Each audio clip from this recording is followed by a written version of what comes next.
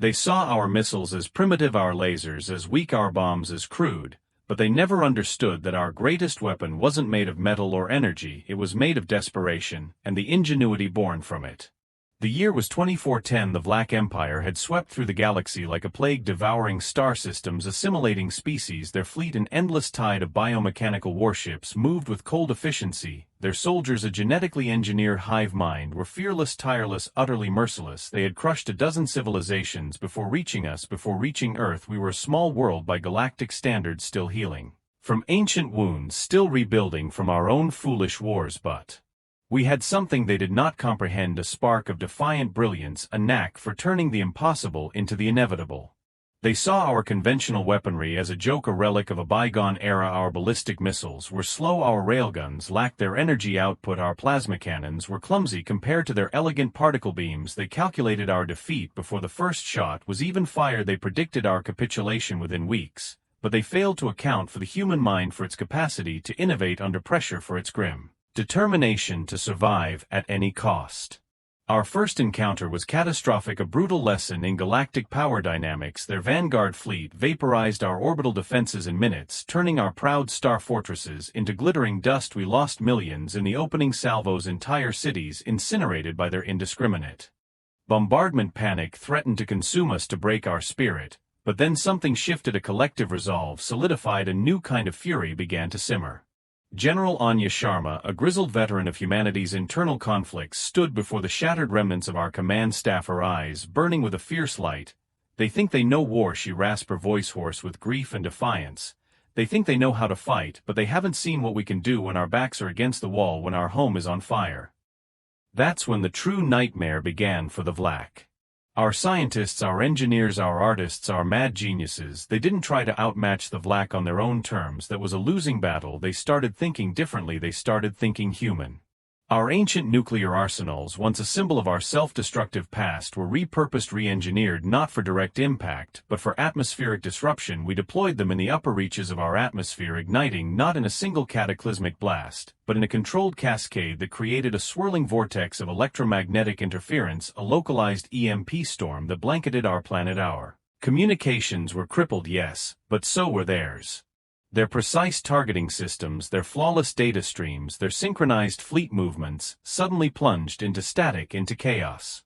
They were flying blind in a localized hurricane of our making, their advanced sensors useless, their coordinated attacks reduced to fumbling guesswork. They had never conceived of a species deliberately crippling its own home to fight a war. They called it irrational, suicidal. We called it a fighting chance. But the EMP storms were just the beginning. Our civilian infrastructure became our shield, our weapon. Our cities, designed for living, were transformed into death traps. The Vlach infantry units, biomechanical automatons, landed expecting clean sweeps, but found themselves navigating a labyrinth of booby traps, ancient improvised explosive devices fashioned from scavenged materials. Their cold logic could not predict the placement of a tripwire made from a discarded fishing line or a pressure plate hidden beneath a child's toy. Every building, every alleyway, every sewer pipe became a potential ambush. They expected direct confrontation, but we gave them guerrilla warfare. We gave them shadow tactics. They found themselves battling ghosts, humans appearing from nowhere, striking with crude but effective energy weapons, then vanishing back into the urban sprawl. Their sophisticated tracking systems, designed for open battlefields, were useless against our intimate knowledge of our own decaying cities. Then came the sonic warfare. We didn't have powerful sonic cannons, but we had our engineers. We took every loud noise, every irritating frequency, every grating sound we could find, and amplified it, synchronized it, weaponized it. Industrial machinery modified to emit ear-splitting frequencies, car alarms linked to create disorienting soundscapes, even recorded screams of agony from their own fallen soldiers, amplified and played through massive city-wide speakers. The Vlach drone commanders, accustomed to perfect silence, found their hive minds assaulted by a cacophony of human, suffering a psychological assault that slowly began to fracture their collective consciousness. Their soldiers, designed for efficiency, began to falter. Their movements became erratic. Their targeting systems glitched under the constant barrage of noise. They had never encountered a species that used sound itself as a weapon, a tool for psychological torture. Every loud bang, every piercing shriek, every haunting echo became a nightmare for them. And then there were the biological agents. We had no bioweapons to match theirs, but we had our ancient viruses, our common colds, our seasonal flus. We knew their biology was radically different, but our bioengineers working in desperate underground labs found ways to modify these common human ailments to specifically target Vlach physiology, not to kill quickly, but to incapacitate, to confuse, to slowly degrade their internal systems.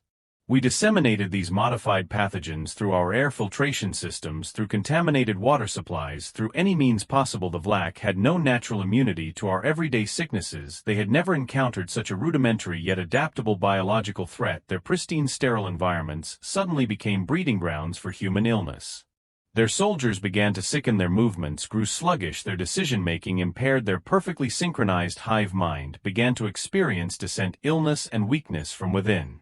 They had conquered galaxies with their perfect genetics, their superior technology, but they were brought to their knees by the common cold, by a localized EMP storm, by a fishing line tripwire, by the sheer audacity of human ingenuity.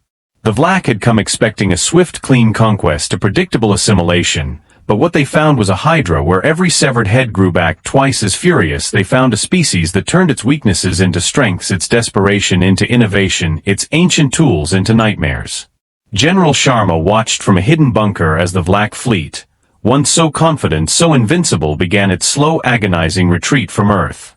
Their ships still powerful, still deadly, but their morale shattered, their tactical superiority nullified, their logical minds unable to comprehend the chaotic brilliance of humanity.